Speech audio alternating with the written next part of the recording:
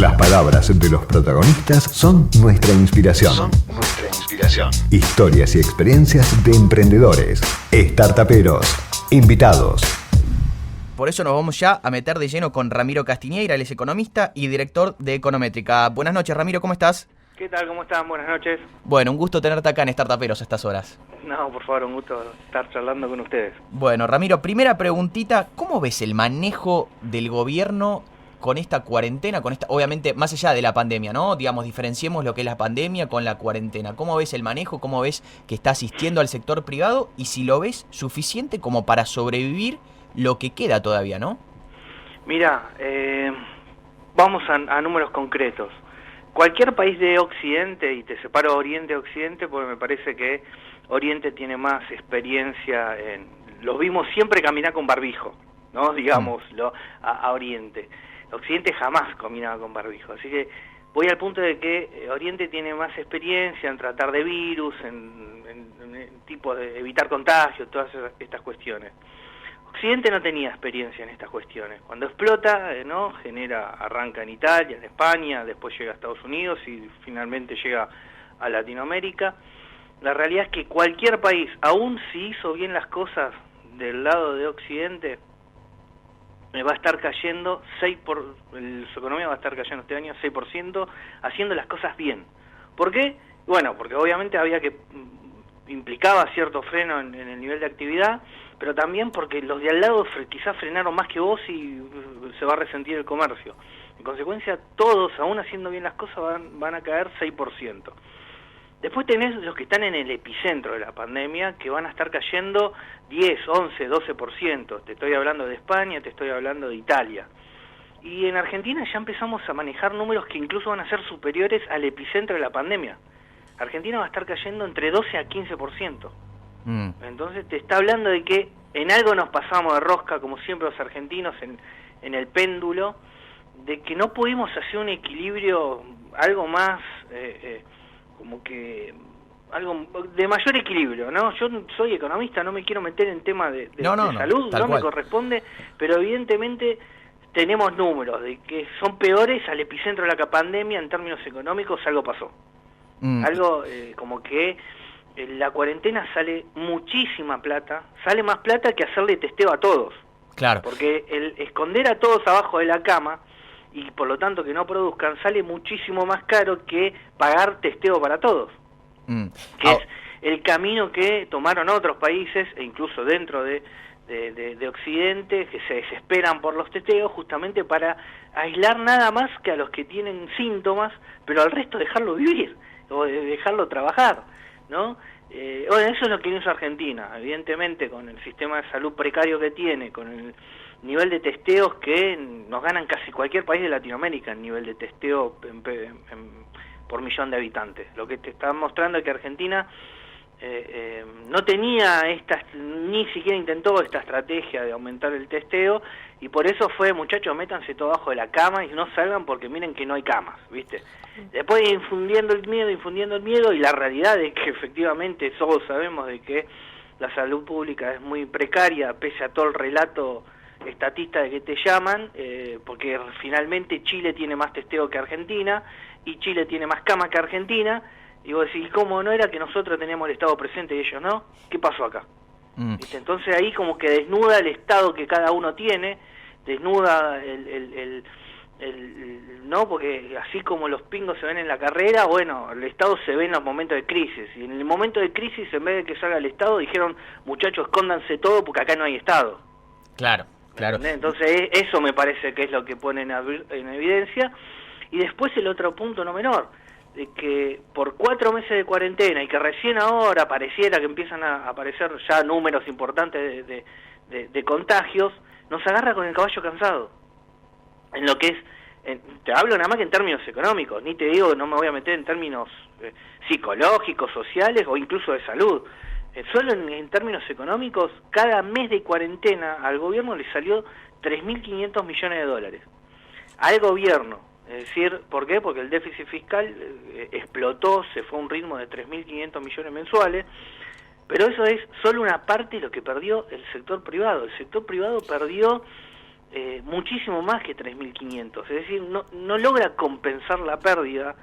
El Estado se desespera en intentar otorgar ingresos que obviamente no lo logra cubrir. De hecho, por eso todo vuela a la pobreza este año va a terminar el 50%, y de hecho los que no cayeron en la pobreza no fue por el Estado, sino porque se comieron sus ahorros personales. ¿Me entendés? La pyme acá se está comiendo todo su capital de trabajo para intentar subsistir en esta cuarentena eterna. Por eso justamente lo que yo te preguntaba es cómo crees que el sector privado, la pyme, la tradicional pyme, el comerciante, puede salir de esto, ¿no? O sea, porque si ya te comiste los ahorros, aparte, digamos, ya no veníamos de un... En realidad, digamos, hace tiempo que el sector pyme no viene pasando un buen momento, venimos de caída en caída. Por eso, ¿hasta cuánto puede resistir los ahorros de un empresario pyme, no? Sí, no es hasta cuánto, ya están cayendo directamente, ya están cayendo. De hecho el número mínimo este año Argentina va a perder, pero mínimo, 1 millón de puestos de trabajo. Estoy hablando de, por lo menos, pero siendo bueno, 400.000 privados registrados y 600.000 no registrados. O sea, va a ser una pérdida que te va de empleos de 1 millón y seguramente un poquito más también. Para no inflar los números, solo 1 millón te va a llevar la tasa de desempleo a 15% más o menos. Ahora, Ramiro, obviamente en este afán del gobierno de asistir a empresas y a través, por ejemplo, del ATP o asistir a la gente a través, por ejemplo, del IFE, esto claramente se está financiando todo con emisión, motivado primero por el déficit fiscal y en segundo por la caída en la recaudación. Tenemos a gente como el ex ministro de Economía, Axel Kicillof, que actualmente es gobernador de la provincia de Buenos Aires. De hecho, para los que están metidos un poco en la coyuntura económica, hoy en día se designó un nuevo director del Banco Central que dice o que establece que la emisión no genera inflación. Considerando la gran emisión que se está haciendo en este último tiempo para justamente asistir a las empresas o asistir a las empresas o a los individuos, ¿en algún momento esto se va a pagar con inflación, crees vos? Sin duda. A ver, acá tocaste 2 temas. Uno, creer que el Estado puede sobrevivir si el sector privado no trabaja. Es imposible en lo teórico. A ver, es el sector privado el que banca con impuestos al Estado. No es imposible que el Estado banque al sector privado si el sector privado no trabaja. Lo cual, el punto no es menor, porque nos metemos en una lógica que vamos 4 meses de que creemos de que el Estado va a aguantar el sector privado, y es imposible en la teoría. Directamente en la teoría es el sector privado el que aguanta al Estado. No es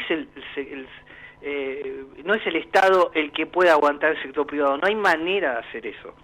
De hecho, fíjate los números que empiezan a ponerse en evidencia. La economía está cayendo a un ritmo arriba del 20% interanual.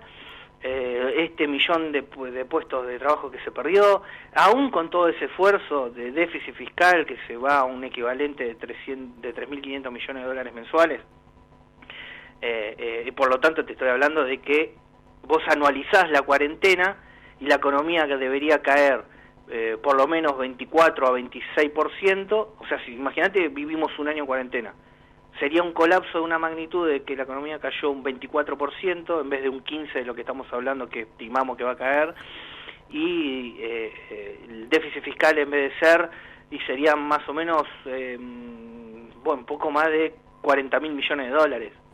O sea, todas las reservas del Banco Central, y de hecho mucho más, porque si uno toma las netas del Banco Central, las brutas de pura contabilidad, ¿cómo explicás? No tiene ese. Entonces, como vos marcás, lo financia con emisión monetaria, sí. Y la emisión monetaria, muchos economistas te dicen, todavía no llegó a precios porque la cuarentena no permitió abrir las persianas. No llegó a precios porque no es por eso, es principalmente por las LELIQ. ¿Qué es lo que hace? El Banco Central emite para financiar al Estado, el Estado directamente paga todos los sueldos, las jubilaciones, paga todos los gastos del Estado y su déficit fiscal.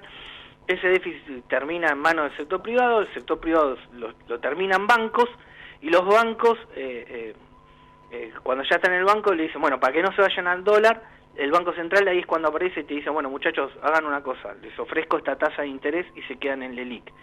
Entonces vos fíjate que el Banco Central, para que no llegue a precios, lo que está haciendo es una bicicleta financiera que dice que no te vayas a buscar el contado con liqui, sino que quédate bicicleteando en LELIQ, vas a tener más pesos para después ir a buscar más dólares. Esa es la zanahoria que nos cuentan desde el 2002.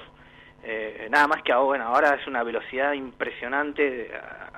Es la misma bicicleta de siempre, pero imagínate en el piñón más alto directamente.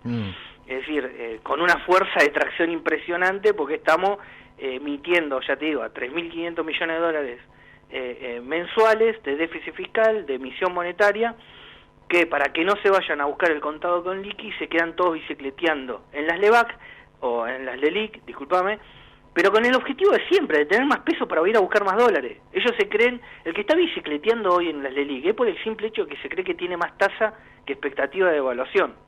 Sí, es decir, yo me gano, imagínate un número, 20% con las LELIQ, porque creo que va a ser 10% la devaluación, listo, tengo un 10% más en dólares. Todo el que bicicletea está haciendo ese juego.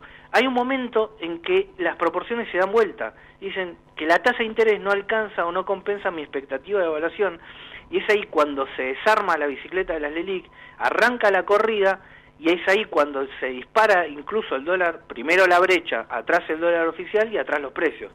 Entonces, con esta dinámica que te quiero marcar, es cómo va a ser la dinámica de inflación. Todavía no llegó a precios porque están todos bicicleteando con las LELIQ, ¿no? Es como en el juego de la silla, ¿no? Todos se creen que se van a poder sentar en dólares. Y la realidad es que cuando se acaba la música se devalúa para que nadie se pueda sentar. Claro. Bueno, sí, buenas noches, Ramiro, soy Janina, ¿cómo estás? ¿Cómo estás, Janina? Sabes que nosotros acá en Startuperos, en el programa, venimos hablando con un montón de emprendedores y con empresarios, que uno de los temas que siempre surge, así como común denominador, es la gran presión impositiva que tienen las empresas en Argentina. En donde al estar hablando sobre todo sobre la cuarentena, mejor dicho, obviamente que esto salió más a la luz sobre algo que ya sabíamos, porque acá en Argentina una empresa que trabaje o no trabaje, la realidad es que los impuestos los tiene que pagar igual. Entonces, la pregunta de esto es, ¿se puede, o mejor dicho, la dirigencia política quiere hacer una reforma fiscal? Buena pregunta, porque vamos al hueso, vamos a la estructural de la Argentina, porque, a ver, Argentina tiene un modelo económico, lo que estamos viviendo, ¿no? Nosotros somos jóvenes, todavía no peinamos canas, yo recién las primeras, pero lo que estamos viviendo como nuestra generación, ya lo vivieron tus abuelos y tus viejos, Tal cual. Sí. ¿Me entendés? Es lo mismo. O sea, vos le preguntás al Rodrigazo qué fue el Rodrigazo a tu viejo o a tu abuelo, según la edad que tengas, es lo mismo que estás a punto de vivir vos otra vez. O sea, Argentina está en un loop eterno, donde ya se comió 3 generaciones. ¿Y por qué crees que no podemos salir? Perdóname, pero es muy probable que ya te comió vos también. ¿Por qué crees que no podemos salir de ese loop? Porque el modelo económico que armó Argentina le da de comer muy bien, panzadas hermosas, a 10 millones de habitantes, a otros 10 los mantiene tranquilitos, y hay otros 10 que sobrevive y hay otro 10 que lo tira a la pobreza. Ese 10% que es el que tiene la llave del modelo no la larga. Y lo peor de todo, que el 10% el más pobre termina votando al que le da las migajas. ¿Me entendés? Entonces no hay manera, si esto se sustenta desde abajo, porque después de todo eso es una democracia, pero si el que vive ya directamente del plan de segunda o tercera generación termina votando al que le impide trabajar, vos decís, wow, de acá no salimos más. Bueno, eso es Argentina. Argentina está entrampada en un modelo económico que es Argentina se hizo grande abrazando el liberalismo. Después, en el golpe del 30, empezó a virar rápidamente hacia el corporativismo, que es el modelo económico del fascismo italiano, que es el modelo económico de la España de Franco, que es el modelo económico que no solo le gustaba el golpe del 30, sino a lo que emergió del golpe del 30, que fue Perón. Cuando Perón termina en todo lo que fue la década infame y cuando vuelve nuevamente la democracia, lo primero que emergió, o lo único que emergió fue Perón, allá lo último. De hecho, Perón en el último, viste, la década del 30 fue golpe tras golpe. Todos saber que si volvían los conservadores o hacían fascismo a la italiana. Se pelearon, pero toda una década entera en discutiendo eso. Bueno, finalmente ganó la facción de peronismo vieja escuela, que es un corporativismo propio. No te digo fascismo, porque el fascismo es también la intolerancia al que piensa distinto, o sea, es más amplio que nada más que en lo económico. Pero en lo económico, Argentina copia a Italia de Mussolini, copia a la España de Franco, donde acá la lógica es que el Estado maneja todo. O sea, que hace capitalismo, pero capitalismo de amigos. Donde la empresa privada va a ser una subsecretaría del Estado o enemigo. Elegí vos lo que quieras hacer. Pero si tu negocio empieza a tener plata, si empieza a generar plata, vos vas a tener que elegir si sos una simple subsecretaría y te la van a manejar desde la corporación política, o vas a ser enemigo directamente. ¿Me entendés? Nunca nos escapamos de ese modelo. Ese modelo está todo el tiempo. Como ese modelo no es pro empresa, porque de hecho cuando te das cuenta, decís, no, pará, me voy a invertir en un país donde no me traten como enemigo. Después de todo, el peronismo habla de combatir el capital, no es casualidad. Claro. En consecuencia, este modelo que combate el capital, obviamente no es pro empresa y por lo tanto no es pro crecimiento. Como no es pro crecimiento, la economía se empieza a estancar y es cuando el político desesperado empieza a aumentar el gasto público. El gasto público exige impuestos para financiarlo para que no le explote la inflación. En consecuencia, vos fíjate cómo cerraste el modelo entero. La economía se estanca, aumentas el gasto público, aumentás la presión impositiva, y por aumentar la presión impositiva, cualquier empresario ya no tiene posibilidad de competir en el exterior. Tal cual, eso Entonces, vos ahí ya cerraste el ciclo. Estás en un tupper sin poder salir. El empresario argentino está dentro de un tupper, no va a poder salir si no cambian el modelo. Lo que pasa es que el argentino promedio, para mí no se dio cuenta obviamente no es economista, ¿no?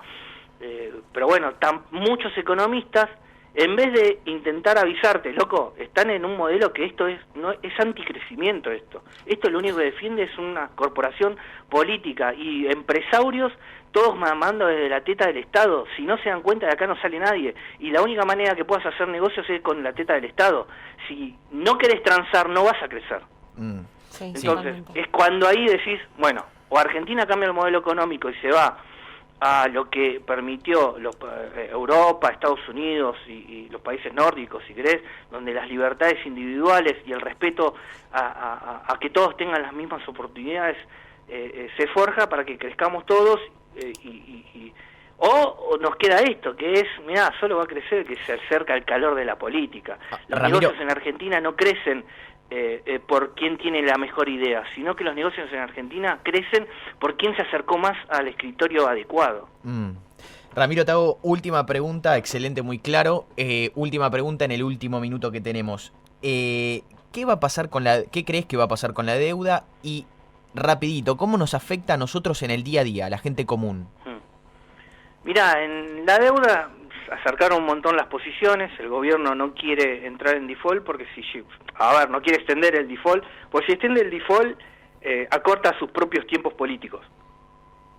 O sea, Alberto Fernández lo que está buscando es ganar tiempo, y bastante bien le va llevando a eso. No toma decisiones políticas por ahora, quizás por el medio de la pandemia, se refundará el año que viene como gobierno y está ganando tiempo.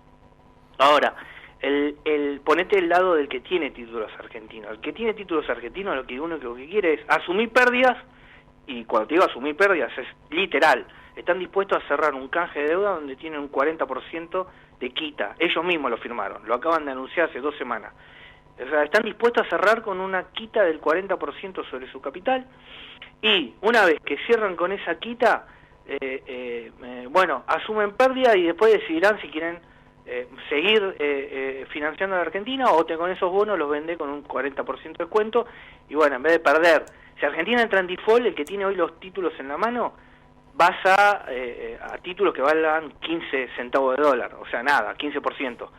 Vos decís, no, pará, me conviene cerrar que valgan 60, los vendo en el mercado a 60, salgo de Argentina y tengo 210 países con más libertad como para invertir. Me puedo ir a Perú, a Chile, me puedo ir a Brasil, decir, Acá solo vienen, Argentina este año va a terminar con un déficit fiscal de 7 puntos del PBI, 8 puntos del PBI, sin la más mínima intención, ni programa económico de hacer un ajuste como para que haya plata para pagar, no te digo el capital, por lo menos los intereses. Argentina es una máquina de defaultear deuda e incluso ya está encaminada para defaultear la que ya está renegociando ahora. Entonces el acreedor dice, no, pará, cerrá con una pérdida de 40 y hacemos valija y nos vamos, que eso es buena parte de lo que van a estar haciendo. Bueno, Ramiro, muchísimas gracias por charlar con nosotros, te agradecemos mucho por tu tiempo, clarísimo, así que te despedimos, muchas gracias. No, por favor, cuando quieras repetimos. Dale, un abrazo, Ramiro. No, Gracias. Nos informamos, debatimos, escuchamos y pudimos opinar y aprender la realidad que nos toca a todos. Así termina Startaperos. Así termina Startaperos. Un programa hecho por y para emprendedores. Nos reencontramos el próximo domingo a las 22. Por Millennium 106.7.